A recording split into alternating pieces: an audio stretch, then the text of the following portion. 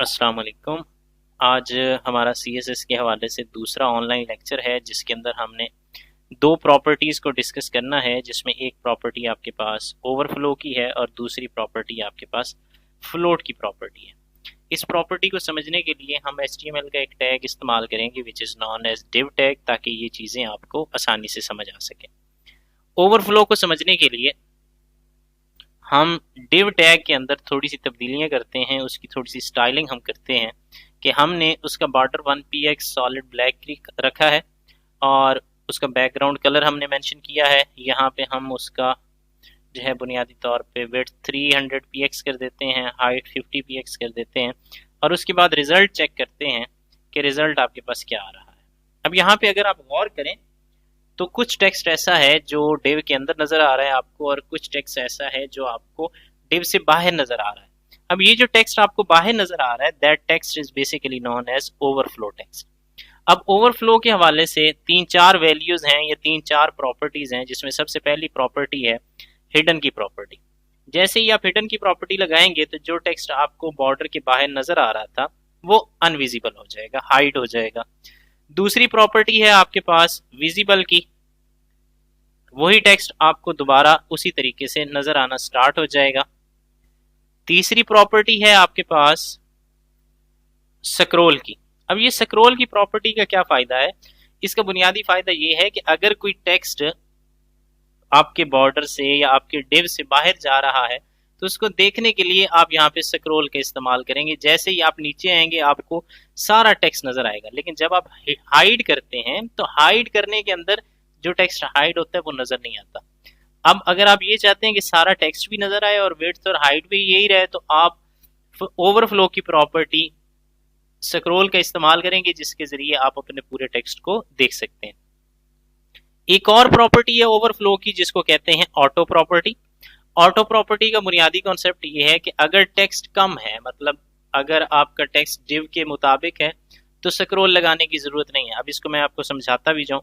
Let suppose ये सारा text मैं यहाँ से कट कर देता हूं और यहाँ पे सेव कर देते हैं, तो आपको किसी किस्म का कोई बॉर्डर नजर नहीं आ रहा क्योंकि टेक्स्ट आपके बॉर्डर के साइड एरिया के अंदर या आपके div के एरिया के अंदर नजर आ रहा है। लेकिन अगर दोबारा आप उसी टेक्स्ट को वहीं पे सेव कर देते हैं और दोबारा एग्जीक्यूट करते हैं तो वो आपको दोबारा स्क्रॉल नजर आ रहा है। तो ऑटो एक ऐसा टैग है ओवरफ्लो के अंदर जो टेक्स्ट के मुताबिक प्रॉपर्टी को चेंज करता है। अगर टेक्स्ट सारा नजर आ रहा है तो स्क्रॉल लगाने की जरूरत नहीं पड़ती, और अगर टेक्स्ट सारा नजर नहीं आ रहा तो फिर वो ऑटोमेटिकली स्क्रॉल का इस्तेमाल करता है। नेक्स्ट प्रॉपर्टी है आपके पास फ्लोट की प्रॉपर्टी। फ्लोट की प्रॉपर्टी को समझने के लिए हमने सिंपली क्या किया है कि अगर आपके पास कोई एक्स्ट्रा स्पेस मौजूद है और अगर आप उसको इस्तेमाल करना चाहते हैं तो उसके लिए आपके पास फ्लोट की प्रॉपर्टी है।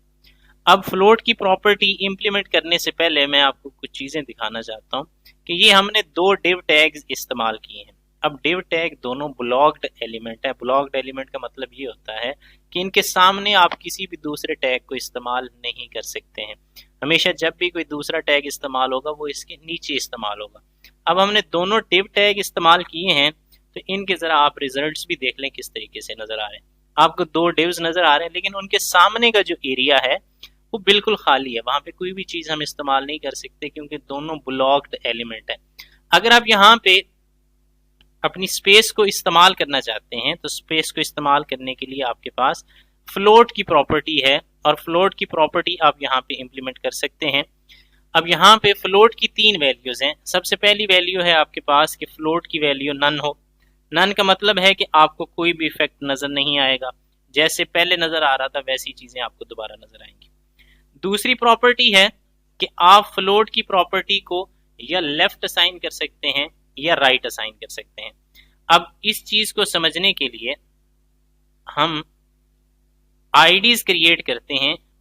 पहली आईडी जो है उसको हम नाम दे देते हैं div1, जिसके अंदर हमने फ्लोट की प्रॉपर्टी असाइन की लेफ्ट। तो पहले वाला जो div है या ये आईडी जहां पे भी लगाएंगे वो लेफ्ट साइड पे मेंशन हो जाएगी।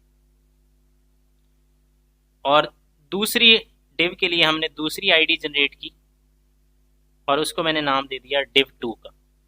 अब पहले वाला लेफ्ट है तो दूसरा आप उसको राइट कर दें, ताकि आपकी स्पेस जो पहले वेस्ट जा रही थी वो अब दोबारा आप उसको इस्तेमाल कर सकें। तो हमने जैसे ही यहाँ पे राइट रखा तो हम अपनी आउटपुट चेक करते हैं और देखते हैं कि हमारे रिजल्ट्स किस तरीके से आ रहे हैं। अभी रिजल्ट नहीं आएंगे क्योंकि हमने आईडी को इंक्लूड नहीं किया है। तो यहाँ पे मैं आईडी लिख देता हूँ div 1,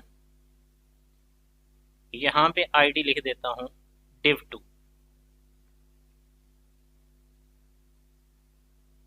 अब यहाँ पे जरा देखें, जो स्पेस पहले इस्तेमाल नहीं हो रही थी अब आप उस स्पेस को आसानी से इस्तेमाल कर सकते हैं।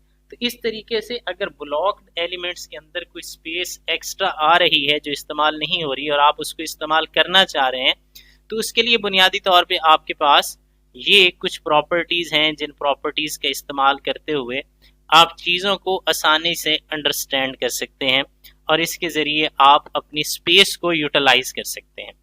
तो ये दो प्रॉपर्टीज हैं जो आज के लिए हैं, जिसमें फ्लोट की सिर्फ 3 वैल्यूज होती हैं, एक नन होती है, एक लेफ्ट होती है, दूसरी राइट होती है। दूसरी प्रॉपर्टी आपके पास ओवरफ्लो की है जिसके अंदर 3-4 वैल्यूज हैं, एक विजिबल की है, एक हिडन की है, एक ऑटो की और एक स्क्रॉल की है। तो इन प्रॉपर्टीज के इस्तेमाल करते हुए आप अपने वेब पेज को स्टाइल कर सकते हैं। अगर इसके हवाले से आपका कोई क्वेश्चन हो तो आप कमेंट सेक्शन के अंदर पूछ सकते हैं।